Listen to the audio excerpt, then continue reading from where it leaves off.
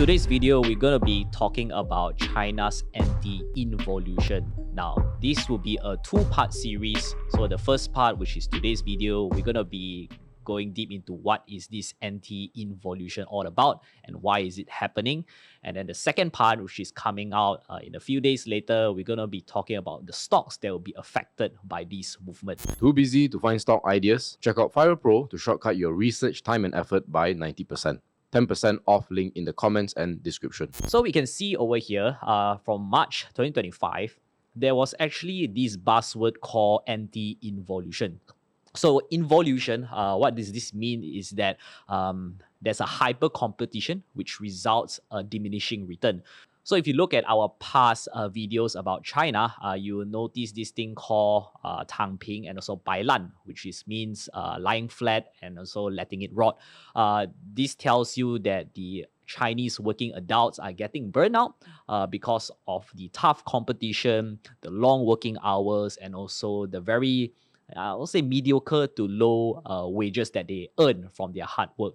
So that resulted them to actually give up on working hard and just stay at home and lying flat. So you can see now the Chinese government are getting more serious about this, and they are trying to find ways to do some sort of curbing in terms of this hyper competition. And you can see that back then in March 2025, there was this talk about anti-involution, but it was just a minor kind of like a subtle hint that they're going to be doing this until like July 2025, which is just a few days ago. They just actually announced that they want to tackle this price competition at the Central Commission for Financial and Economic Affairs, which means is that they are taking this anti-involution seriously. Now you can see that back in March 2025, right, when they did hinted that actually didn't really prompt any Chinese companies to actually do any some sort of like curbing measures whereby they are reducing overcapacity. That's why if you look at one of our videos, which is China's food delivery war, whereby Meituan, JD, and also Alibaba's Taobao, or maybe even the Ele.me, they are actually throwing a lot of prices to the extent whereby they are also giving a free discount coupon for purchasers who actually use their applications to buy products using their app. And this kind of competition was actually very, very irrational, as pointed out in this Meituan's exclusive interview. We wouldn't go too deeply into it. If you want to know more about the details, you can just watch the video about this Meituan's exclusive interview. So after this scenario that have happened, right, the Chinese government start to be more serious already, and they told JD, Alibaba, and Meituan to stop this. And then you can see in this news is China's top market regulators start to issue summon to Alibaba, Meituan, JD over delivery price war. And you also can see there's also another news where the markets are actually betting that Beijing is getting serious about China's overcapacity. That's why you can see that there was some sort of knee-jerk reaction in these companies, which is petrochemical and also Lotte Chemical Titan, which is LC Titan. You notice that the prices actually went up. At one point, it went up about like 10%, whereas for LC Titan, it went up about 24%. Now, why is there a knee-jerk journey? Is because in the petrochemical industry, there's also a lot of overcapacity. No thanks to China's ramping up of this production, right? So with this anti-involution, they may start to curb back on this overcapacity and it will reduce supply. And this actually happened before, but not in 2025, but it happened a decade earlier, which is 2015. So you can see there's this two chart over here, the overcapacity sectors by PPI. Notice that there is actually four main industry that they are having some sort of overcapacity. So you have your steel, coal, non-ferrous metal, and also textile. So PPI basically is your producer price index. You can notice that during 2010, 2011, there's a positive producer price index. But after that, when they start to expanded more, and then the industry start to be more overcapacity, then you can notice that the PPI start to become at the negative territory until January 2016. And if you look at the returns on equity, which is your ROE, you notice that most of these sectors, which are under the overcapacity industry, they have a very low ROE compared to these non-overcapacity sectors, which is at a very, very healthy margins, about like 7% to 13% of ROE. And another thing that is evident from this overcapacity was the interest-bearing loan back in 2015. So if you notice over here, the historical average IBL, which is your interest-bearing loan, actually the average for most of these sectors is about like 55%, which means the government is actually giving out financial support to these industry or companies to actually grow their production more. And that actually resulted in overcapacity because of all of this free money from the government. And yeah, they are facing a lot of price war back then as well. And this is some of the insights from ChatGPT. You can see that from steel, for petrochemical, and also for coal, they are all getting some sort of like subsidized credit, VAT rebates, export credit issuance, and also some sort of state-owned enterprise project financing. Basically, most of these financing are coming from the government. So what's the difference between 2015 versus 2025? Well, in 2015, the majority of these sectors are actually owned by the SOE or the state-owned enterprise, which is the Chinese government. But in 2025,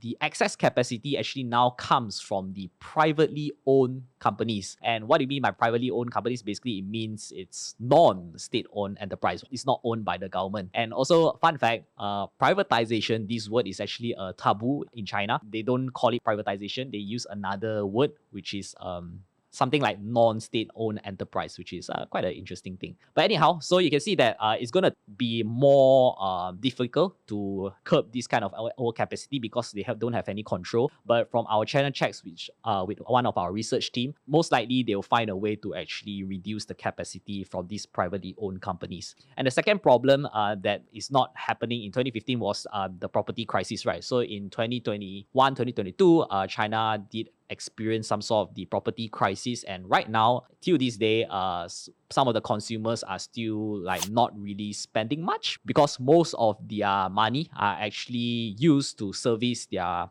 property monthly installment, and also they are being very cautious with the overall economy about China, where prices are dropping, property prices are dropping, so they are now aggressively saving their money instead of purchasing. The third one, which is the government side of things, because they issued more debt to do this kind of like stimulus to revive the economy. So that actually increased their debt to GDP ratio to about 100%. Obviously, this is some sort of concerning fact. The reason why is because right now we are facing a lot of issue. Number one, we have your property crisis, we have your consumption problem as well, and then not to mention we have this trade war that is ongoing with the US.